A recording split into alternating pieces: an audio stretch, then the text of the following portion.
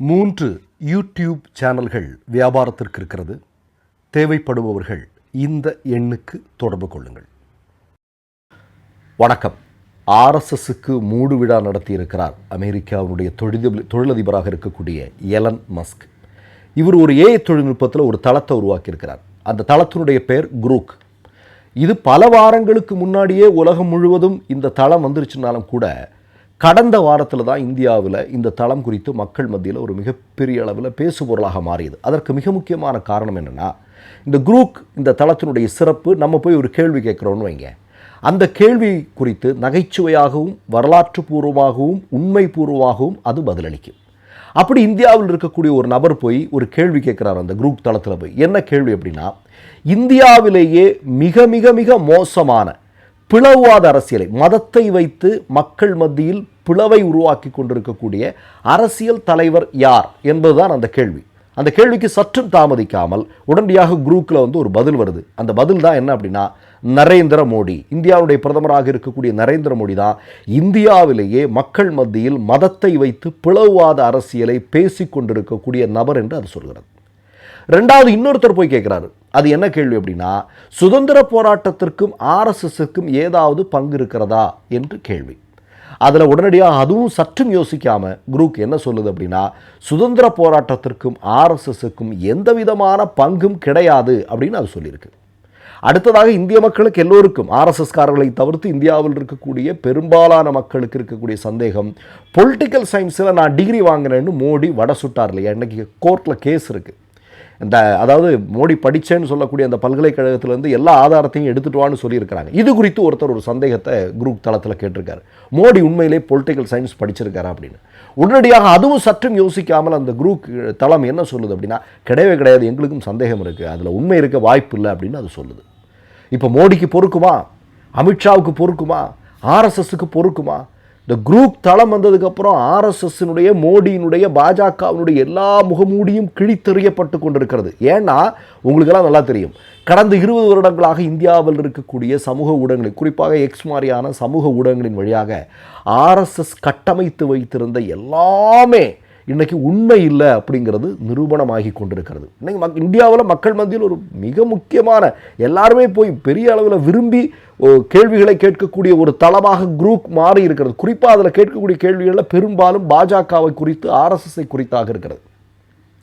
அதான் முக்கியம். இப்போ நீங்கள் பார்த்தீங்க அப்படின்னா, குஜராத் இனப்படுகொலையில் மோடியினுடைய பங்களிப்பு குறித்தெல்லாம் நமக்கு நல்லா தெரியும் இல்லையா? மோடி முதலமைச்சராக இருக்கும்போது, அவர் தொடர்ந்து முதலமைச்சராக இருப்பதற்கும், அவர் திரும்ப இந்தியாவினுடைய பிரதமராக மாறுவதற்கும் எல்லாம் குஜராத் இனப்படுகொலை அப்படிங்கிறது எந்த அளவிற்கு மிக முக்கியமான விஷயமாகவும் அதை அவர் எப்படி பயன்படுத்தினார் அப்படிங்கிறதெல்லாம் உலகப்புறம் இதை பற்றியும் தெளிவாக குரூப் சொல்லுகிறது. இப்போ எலன் மஸ்க் அப்படிங்கிற ஒரு ஆள் இப்போ ஆர்எஸ்எஸ்க்கு எதிராக இவ்வளவு பெரிய அளவில் தொடர்ந்து செயல்படுகிறார், பாஜகவிற்கு எதிராக செயல்படுகிறார். நீங்கள் பார்த்தீங்கன்னா அமெரிக்காவிற்கு மோடி செல்கிறார். சென்ற இடத்துல என்ன ஆயுத ஒப்பந்தங்கள் செய்து, மோடி ஒப்பந்தம் செய்த, அதாவது இந்தியாவிற்கு இறக்குமதி செய்யவிருக்கிற, அமெரிக்காவிலிருந்து இறக்குமதி செய்யவிருக்கக்கூடிய ஆயுதங்கள் எல்லாத்துலேயுமே பெரிய பிரச்சனைகள் இருக்குது. பிரச்சனைகள்னால் பல்வேறு, இப்போ நீங்கள் பார்த்தா எடை கூடுதலாக இருக்கிறது, பழுது வந்தால் அது சரி பண்ணுறதுல பிரச்சனை இருக்குங்கிற ஒவ்வொரு முக்கியமான குற்றச்சாட்டுகளை எல்லாம் எலன் மஸ்க் சொல்கிறார். ட்ரம்ப் கொடுக்குறாரு, மோடி வாங்கிட்டு வர்றாரு. இது நல்லா இருக்கா, இந்தியாவுக்கு தேவை, இதை பற்றியெல்லாம் யாரும் கவலைப்படலைங்கிறது மாதிரி எலன் மஸ்க் சொல்கிறாரு. அதுக்கு கொஞ்ச நாளைக்கு முன்னாடி பார்த்தா ஓட்டிங் மிஷினில் பெரிய பிரச்சனை இருக்குது, ஓட்டிங் மிஷின் எல்லாம் போய் யாராவது நம்புவாங்களா, ஓட்டிங் மிஷினில் யாராவது தேர்தல் நடத்துவாங்களா அப்படின்னு எலன் மஸ்க் கேட்குறாரு. அப்போ ஒட்டுமொத்தமாக நீங்கள் பார்த்தீங்க அப்படின்னா, பாஜக, ஆர்எஸ்எஸ் மோடிக்கு எதிராக தொடர்ந்து ஒரு ஒரு ஒரு ஒரு பெரிய அளவில் ஏதோ ரெண்டில் ஒன்று பார்த்துட்டு தாண்டா நான் போவேங்கிற மாதிரி எலன் மஸ்க் செயல்பட்டு கொண்டிருக்கு. இப்போ மோடி, அமித்ஷாலாம் அவசரமாக கூடி என்ன சொல்லியிருக்காங்க அப்படின்னா, இந்த குரூப் அப்படிங்கிற தளத்தை உடனடியாக இந்தியாவில் சென்சர் பண்ண வேண்டியது இருக்குது. இல்லாமல் இருந்தால் நம்ம எல்லாம் யார் அப்படின்னு எல்லாரும் ஆர்எஸ்எஸ்காரனுக்கே தெரிஞ்சிடும். ஏன்னா ஆர்எஸ்எஸ்காரன், பிஜேபிக்காரனாவது நம்ம ஏமாற்றி வச்சுருக்கிறோம், இவன் குரூப்பில் எல்லாத்தையும் உண்மையும் புட்டு வச்சுட்டான் அப்படின்னா நம்ம இவ்வளவு நாள் பண்ணது என்னது, அதனால் அது உடனடியாக சென்சர் பண்ணணும் அப்படின்னு சொல்லிட்டு குதிச்சுட்டு இருக்கிறாங்க. இது நடந்துட்டுருக்கு. இப்போ இந்த இடத்துல நம்ம வரலாற்று பூர்வமாக சில செய்திகளை கூட சொல்லணும். உங்களுக்கு மகாத்மா காந்தியை கொலை செய்ததில் ஆர்எஸ்எஸ்னுடைய பங்கு என்ன, நாதுராம் கோட்ஸே ஆர்எஸ்எஸ்ல இருந்து, இதெல்லாம் எல்லாருக்கும் தெரியும். காந்தியை அதற்கு முன்னாடி கொலை செய்கிறதுக்கு தேர்வு செய்யப்பட்ட இடம் எது தெரியுமா? ஒரு துர்கா என்று சொல்லக்கூடிய இந்து மத விசுவாசிகள் நம்பக்கூடிய ஒரு கடவுளுடைய கோயிலில் வச்சு தான் மகாத்மா காந்தியை கொலை செய்வதற்கு சங்கபரிவார கும்பல் முயற்சி செய்தது. அதாவது நெத்தியில் கரெக்டாக சுடுற மாதிரி மார்க் பண்ணி சுடுற மாதிரியான ஒரு திட்டம் அன்றைக்கு போடப்பட்டது. இது உண்மை. இது அதே மாதிரி 2 பேர் போயிட்டு ஆர்எஸ்எஸ்னுடைய தலைவராக இருந்த கோல்வால்கர்கிட்ட போயிட்டு இந்திய சுதந்திர போராட்டத்தில் பங்கெடுக்கிறோம் அப்படின்னு சொல்கிறாங்க. உனக்கெல்லாம் வேறு வேலை இல்லையா அப்படின்னு சொல்லிட்டு சொன்னவர் தான் ஆர்எஸ்எஸ்னுடைய தலைவராக இருந்த கோல்வால்கர். இதெல்லாம் வரலாற்று பூர்வமான உண்மை.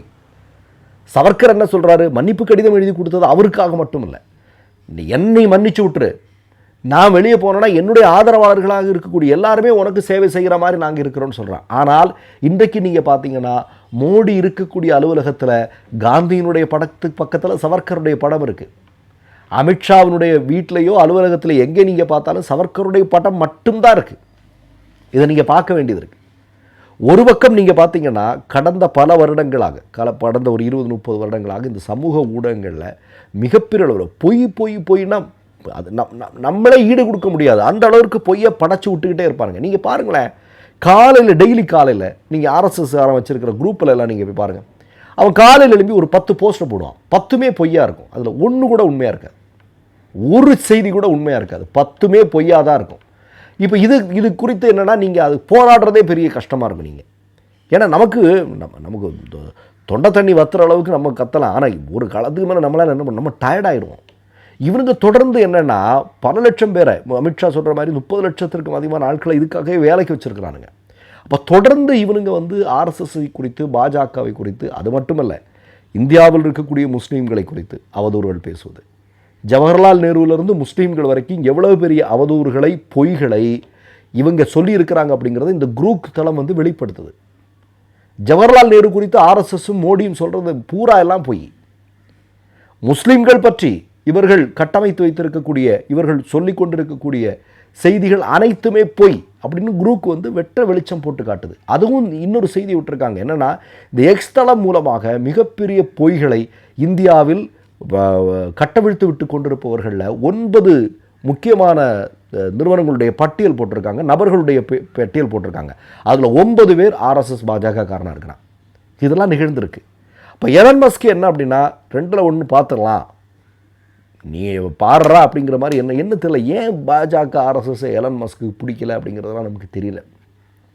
அவர் எதற்காக அதெல்லாம் பண்ணுறாரு அப்படிங்கிறதுல மோடியுடைய பல்வேறு விஷயங்கள் இதெல்லாம் அவர் அப்படி பேசுகிறதுக்கு என்ன காரணங்கிறதே நமக்கு தெரியல. ஒருவேளை ஏதாவது குடுக்கல் வாங்கல் பிரச்சனை எதுவுமே நமக்கு தெரியல. ஆனால் ஏதோ நடந்திருக்கு. எலன் மஸ்க் இப்படி போட்டு ஆர்எஸ்எஸ் துவைச்சு எடுக்கிறாருன்னா என்ன பண்ணுறது? இது போக அமெரிக்காவில் ஆர்எஸ்எஸ்க்கு எதிராக மிகப்பெரிய ஆர்எஸ்எஸ் அப்படிங்கிறது ஒரு பயங்கரவாத இயக்கம், அதை தடை செய்யணும் அப்படின்னு அங்கே ஒரு மிகப்பெரிய பிரச்சாரங்கள் நடந்துகிட்ருக்கு. இப்போ இந்த நேரத்தில் இப்படியும் பல்வேறு விஷயங்கள் வந்துருச்சுன்னா புதிய தொழில்நுட்பத்தின் மூலமாக ஆர்எஸ்எஸ் அப்படிங்கிற அமைப்பையும் அதனுடைய செயல்பாடுகளையும் இந்த மாதிரி வெளிச்சம் போட்டு காட்டிகிட்டு இருந்தால் என்ன பண்ணுறது? அதனால தான் இப்போ என்ன பண்ணுறாங்க அப்படின்னா அதற்கு சென்சர் பண்ணணும், அதற்கான வேலைகளில் உடனடியாக இறங்கி ஆகணுங்கிற மோடியும் அமித்ஷாவும் ரெடி ஆகிட்டு இருக்கிறாங்க. ஏன்னா இவங்க எல்லாத்தையும் பார்த்து பயப்படுவாங்க.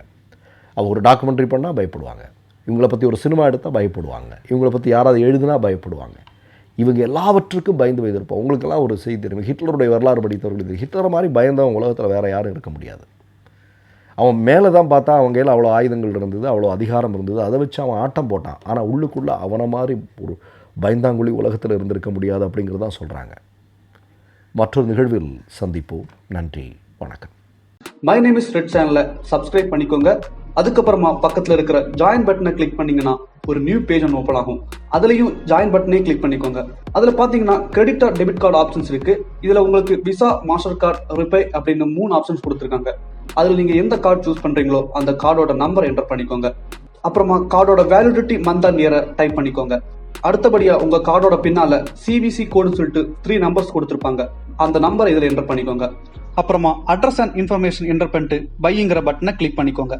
ஒருவேளை உங்க கார்டு நம்பர் இன்வாலிட்னு காமிச்சிச்சுன்னா உங்க கார்டுல இன்டர்நேஷனல் யூசேஜை எனேபிள் பண்ணுங்க.